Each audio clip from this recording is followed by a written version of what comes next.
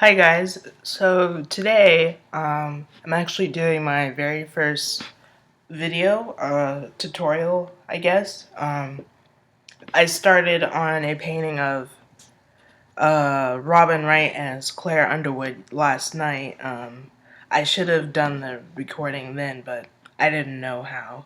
Um, I looked up how to record tutorials, and it's as simple as going to QuickTime if you have that on a Mac. I'm sure you could download it for a PC, but just went to QuickTime uh, and just made a recording, made a new screen recording. Um, this is my very first tutorial. I'm gonna show you guys sort of my process. This would probably be a lot easier if I had started the video as soon as I started the painting. But I'll I'll try to make another tutorial because I'm gonna be doing another painting of Kevin Spacey as Frank Underwood. So I'll definitely record that one. Well, before I got to this, I'm not done yet.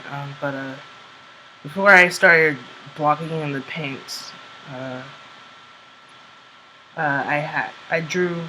I used my reference. This is a screenshot. I'm doing a study, so I'm just going off my reference. Uh,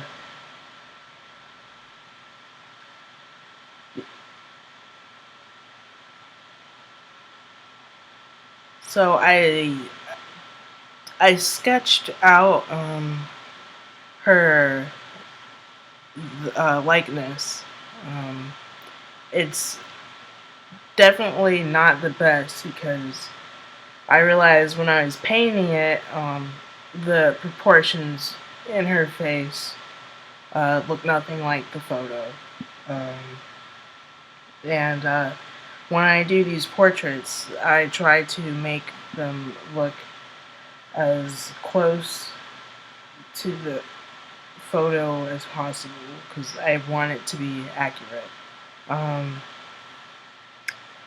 I drew the glass, but I guess I erased it because I didn't need it anymore. Um, but yeah.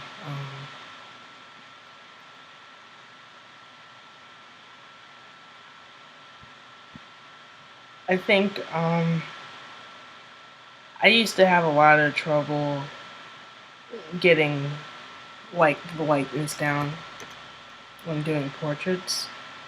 I think I've gotten a lot better, but I still need like a lot of work. So this is just to show you what I came up with. Um, Again, the proportions aren't really correct. Uh, Sometimes I like to go ahead and paint a portrait without sketching out any line work, just going with paint. And sometimes I like to do this. I think if you're a beginner, you should certainly have an underdrawing prepared before you start painting. And that's both with traditional and digital painting.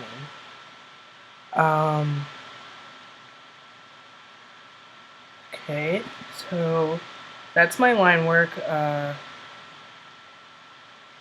have them in a group because I I drew her head, her torso, her hand, and the glass, each in different layers. So I put these in a group because there's getting to be a lot going on down here, and it can get confusing. So this is what I've painted so far.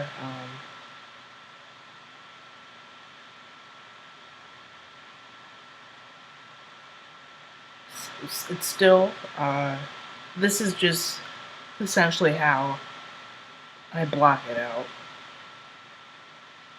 I'm going to show you what I first started out with.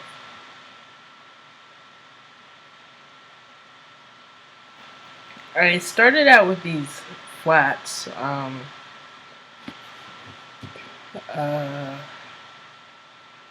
and then on a on separate layers, uh, on top of the flat layer, the flat colors, I started started painting in her face, and I had the line work on, but I just lowered the opacity so I could at least see what I'm doing.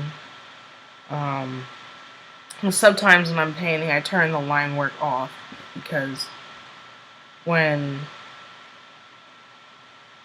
because say like let's see, if I'm painting in her face, uh, and I select a color that happens to be over the line work, I'm gonna get that color that's sort of muddy, and I don't really want that. For example, it just gets in the way, so sometimes I'll just turn the line work off. Yeah. Um, so yeah, this is the sort of muddy color that I don't want. I've never done a tutorial before, so you're gonna have to bear with me.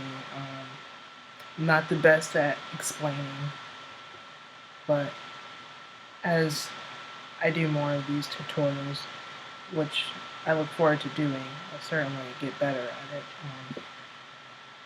I think the very first thing I painted when I started this last night was, I think it was her hand, and then I moved on to the glass, and then I started working on her shirt, and then I started on her face.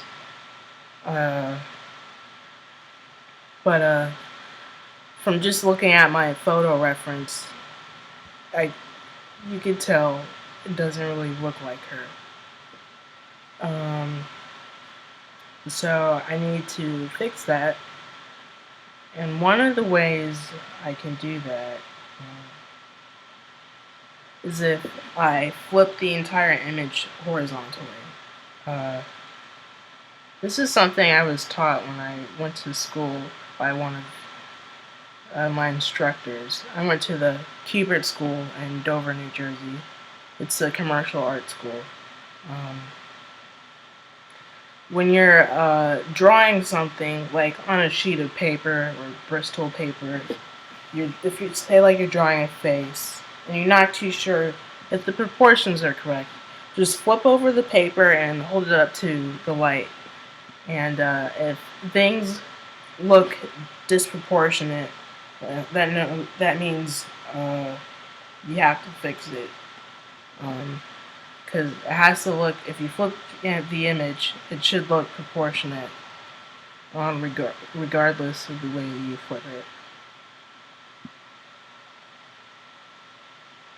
So I'm just going to flip this image, and you're going to see how disproportionate it is. So I select all these paint layers, and let me flip my reference first.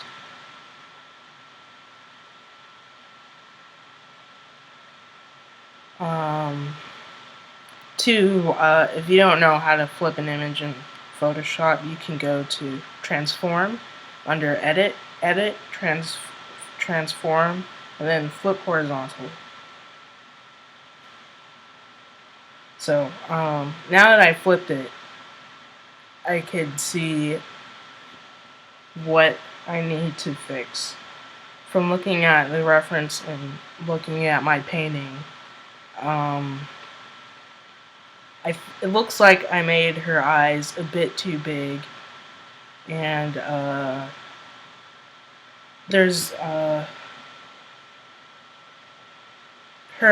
way her head is tilted. It's sort of making her chin go a bit diagonally, and I need to convey that in my painting still.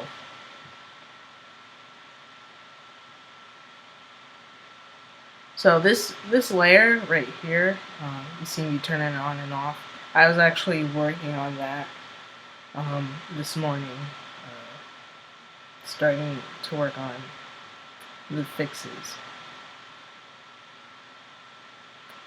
All these layers that I'm not on, I locked them just in case I hit them on accident and start painting on that layer. I've done that a few times, and you can only undo something so many times, and then you're stuck with whatever you painted on that layer. So this is before I started adding the fixes. And this is after. You can see I started making her nose a bit smaller because in the before it's way too big.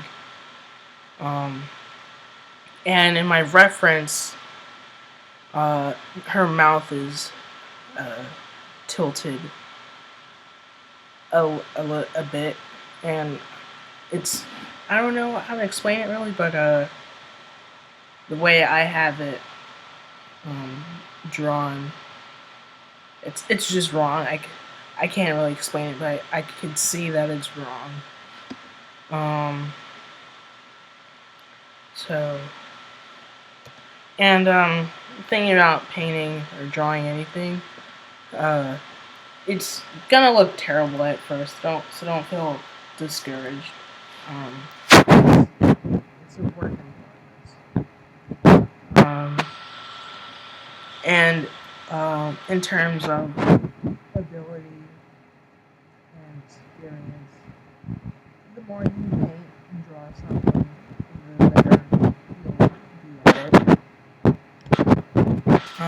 My computer is sounding like it's trying to take off somewhere, so that I don't know if that's going to reflect on the video. Oh, by the way, I'm using a MacBook Pro. My dad got this for me, I think back in 2012, so it's about 3 years old. I needed it for school. It was a requirement.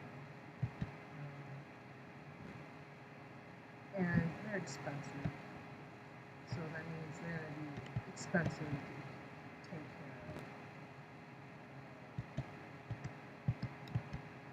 So just know if you want a Mac, this is what you have to go to. I know a lot of people complain about Macs, but I can't say I know all too much about computers to know why they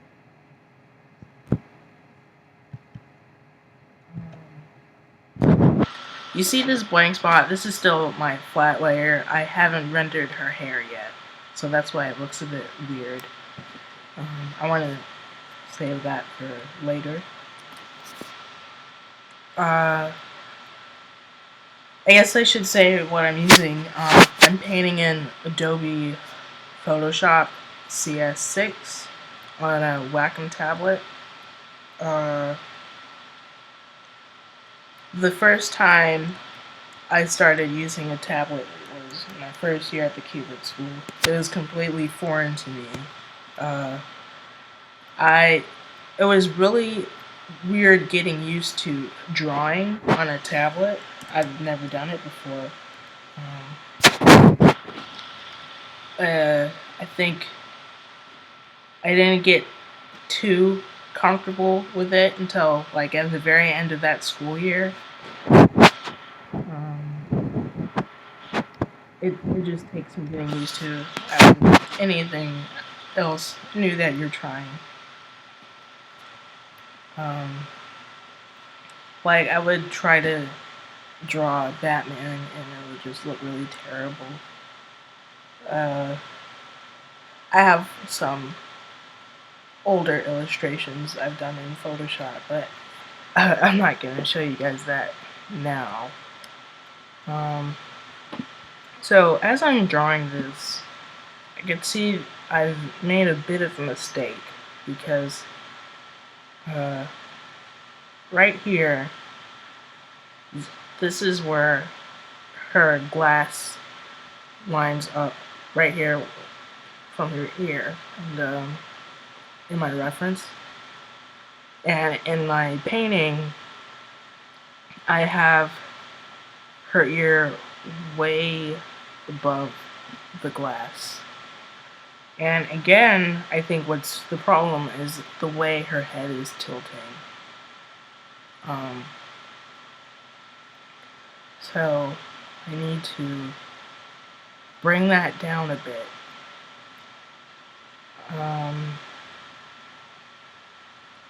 If you're curious about what brush I'm using, I don't know.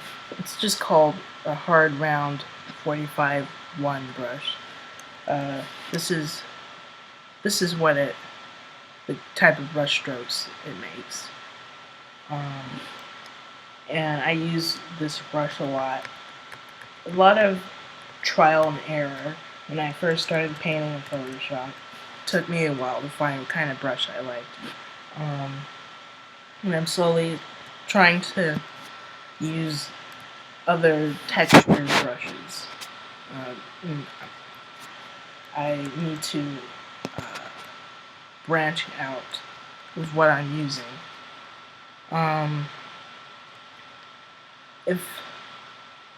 If I want something to appear a bit softer, I'll just use an airbrush,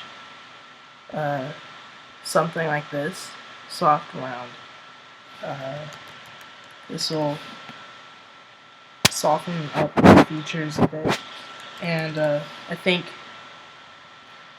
when you're painting women, that's something you're gonna have to do a lot, because what I learned in school, you don't want, I don't know, you just don't want them to look too masculine, and to do that you have to soften up the features a lot. But I think a lot of that is preference, just what people like. I try to stay true to the person I'm drawing or painting.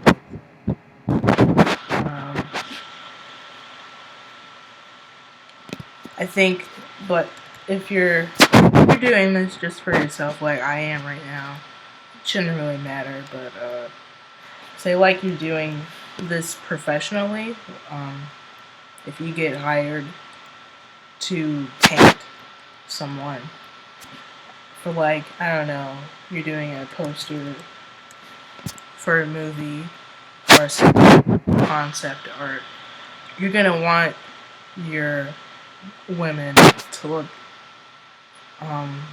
as attractive as possible. Is when you do art commercially, you have an audience and you need to sell your work, and one of the ways to do that is to have attractive characters, or make your subject look as attractive as possible. That's just the way the world is. And there's nothing really wrong with that. But what I think personally, whatever puts food on the table, you just gotta do that.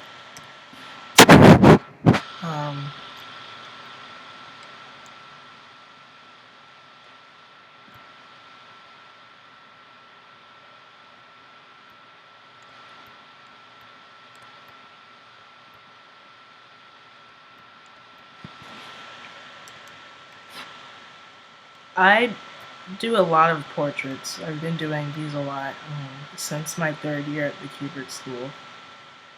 I think as the years progressed at the Kubert School, I was slowly finding out what I like to do, what subjects I like to paint. I like painting portraits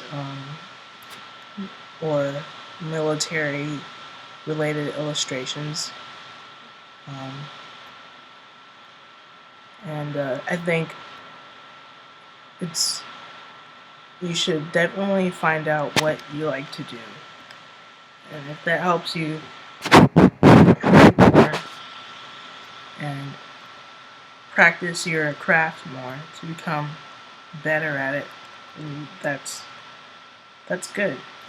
I know I definitely don't like painting. I don't know.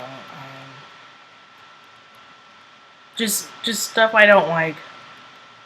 I won't have much fun painting it.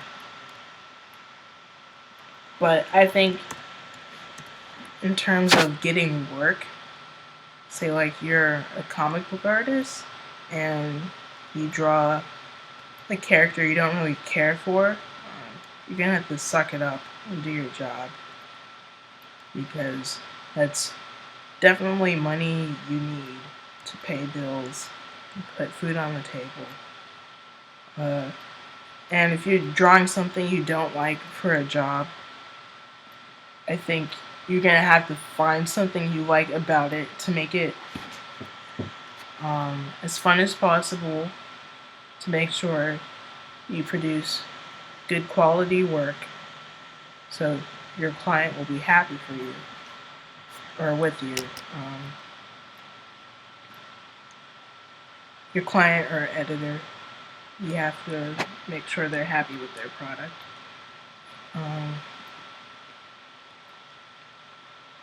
I don't have any clients right now, but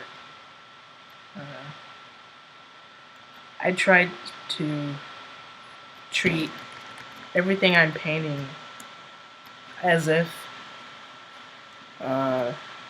someone out there has already purchased it. Like, I try to treat it as if they commissioned me to do something.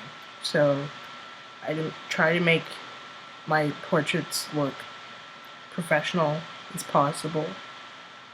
I make sure I do a lot of portraits of celebrities, so I make sure that they are tasteful. I don't want to, I don't know, insult someone by playing up a characteristic that's implied. It's if I would have been a caricature artist, I wanted to do that. There's nothing wrong with caricatures, but I don't know. I just don't want to insult people about the way they look. And even though they're celebrities, they're still people. They have feelings.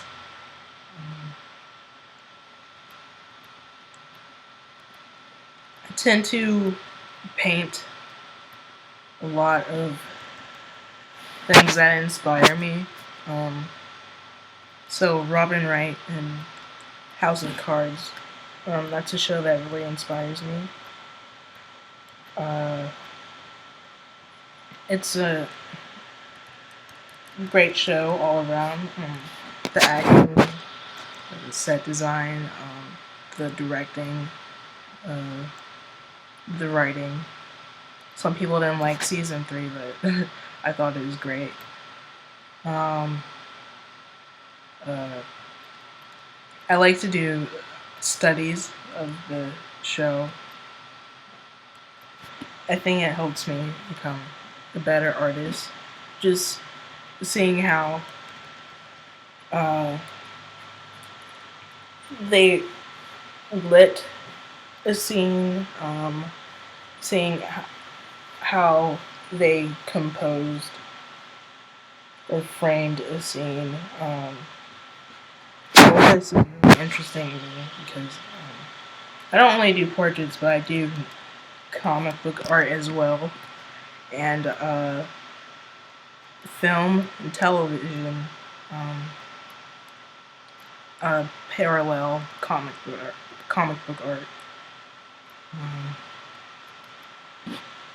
it's almost as if I study shows like House of Cards and see how I could incorporate stuff like that, like their cinematography, into my narrative art.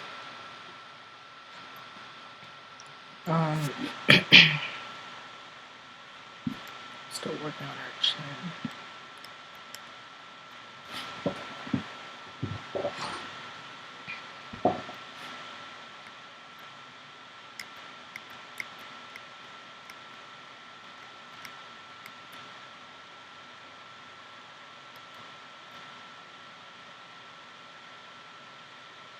This little color wheel I have right here is called Coloris. I bought it when I was still in school because we needed it for our digital painting class. It was like $11, so that's not too bad. You should definitely check it out. I think it's worth buying if you like to paint in Photoshop. Um,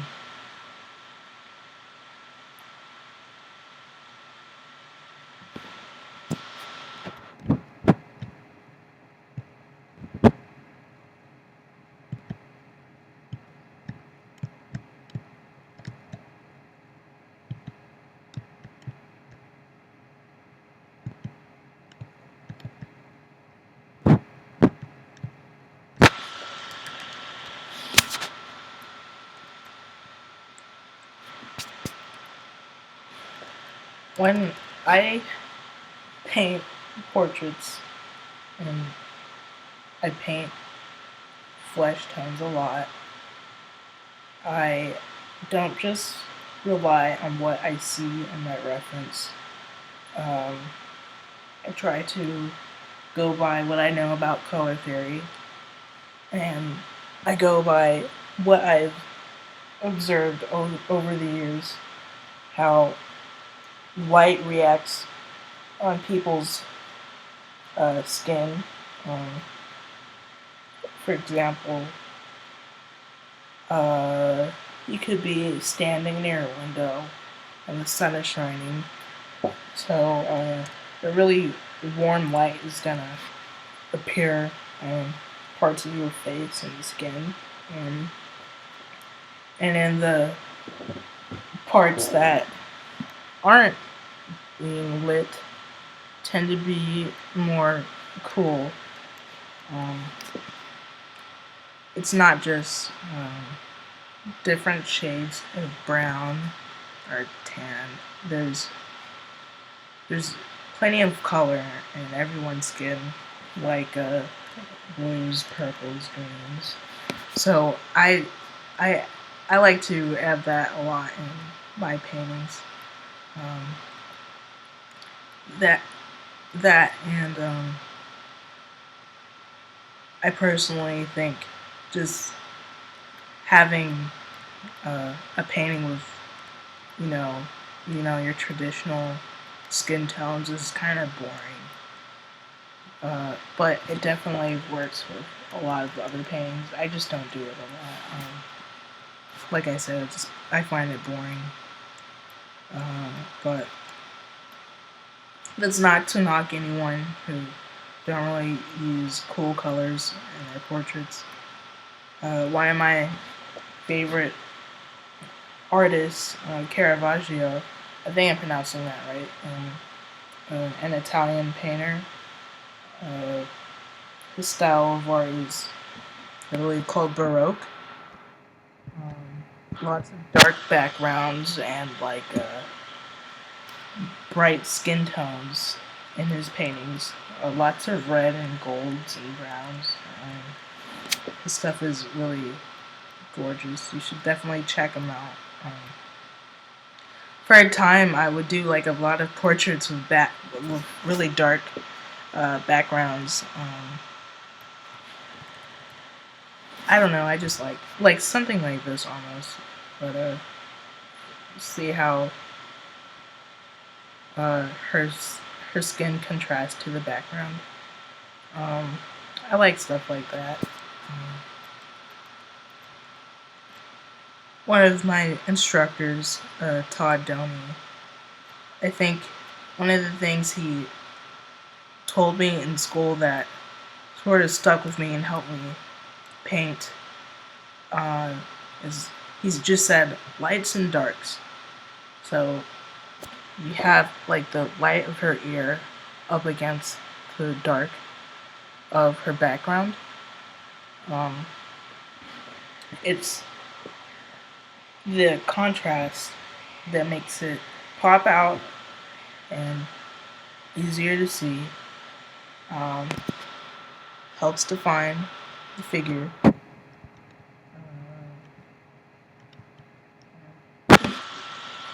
Not just the figure in the background, but landmarks on the figure itself, like her nostrils or her eyes, compared to the rest of her skin. It helps make your portrait look more realistic, more like 3D, so it won't look too flat.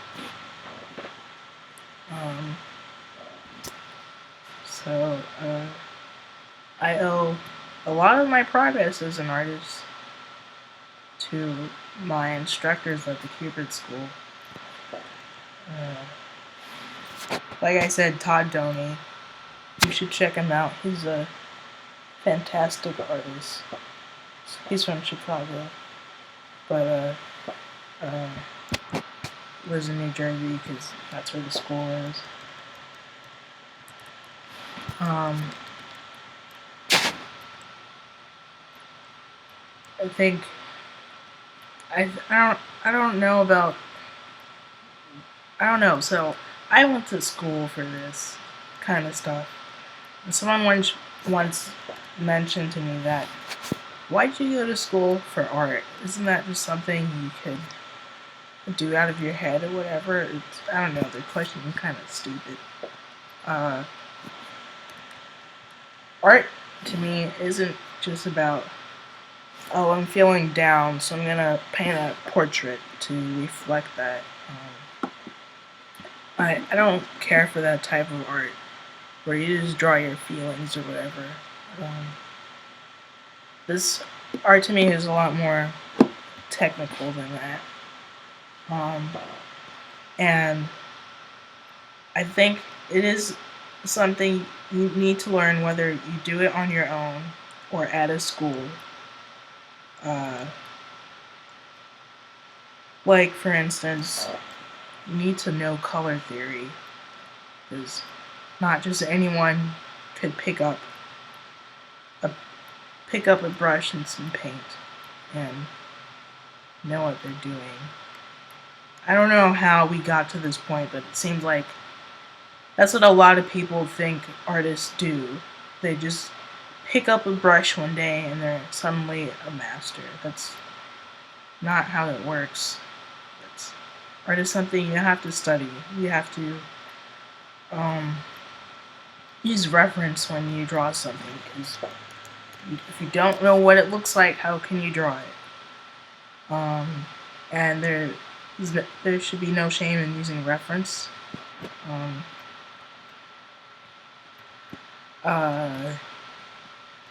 think it's weird that people who aren't really artists call that cheating. It's not cheating. I can't draw a horse out of my head. I'm gonna need to look at a statue or various photos of a horse to be able to draw it. So don't let people trick you into thinking using reference is wrong.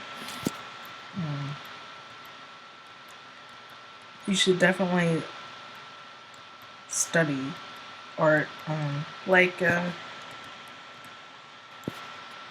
pick up books on drawing, like anatomy books. I suggest George Bridgman. He's I can't really describe it, but he definitely knows what he's talking about. Don't just read the book. Draw from the book too. That helps you, because when you're drawing, doing a study, say like of an artist's work, that helps you think how they were possibly thinking. That helps you figure out, how do I draw this? It just it's just a good way to practice. Helps you grow as an artist.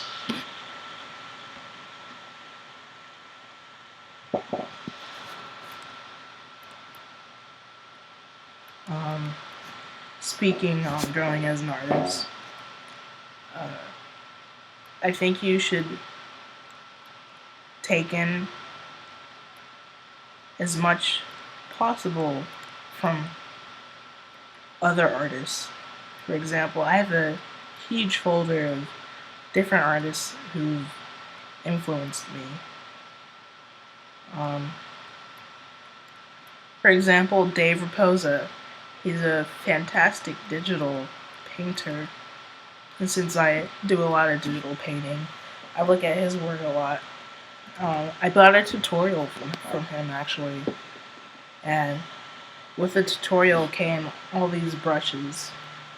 And it came with a Photoshop file that he worked on. I think you should do stuff like that if you have an artist that you admire.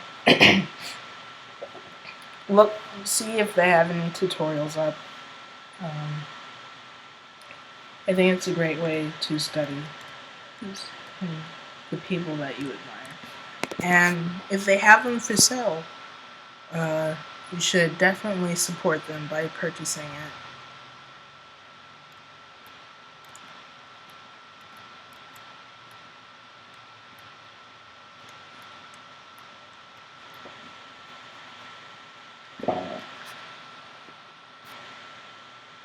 So, I still need I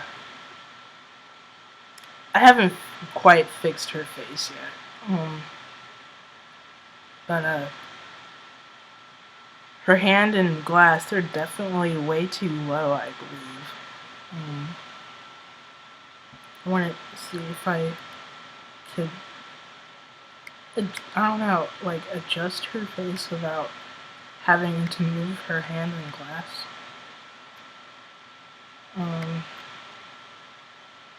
Because right here, this is where the glass should be. I think I can move it real quick.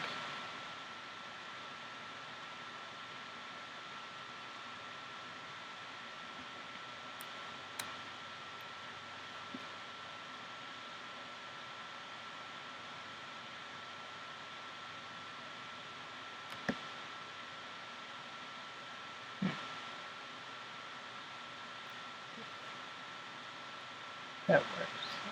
I'm just gonna have to fix the stuff down here. Yeah. Oh, if you don't know, you could select multiple layers by holding down Shift. I don't know what it is on a PC. I think it might be Shift. I haven't used a PC in years. So I apologize to all our PC users.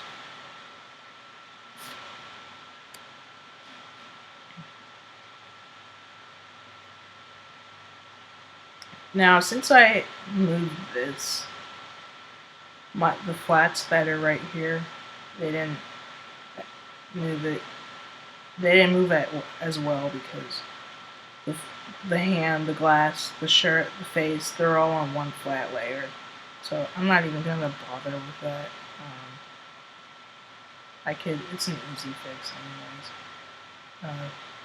Because normally I don't even do flats, I just start painting. I try to make my process as quick as possible.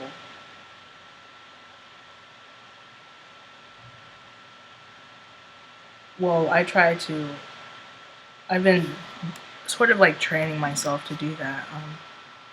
So I'm prepared if I ever get, like, I don't know, start working for a comic book publisher, or if they want me to do a cover, I have to get it done fast because, deadlines. Deadlines are always important.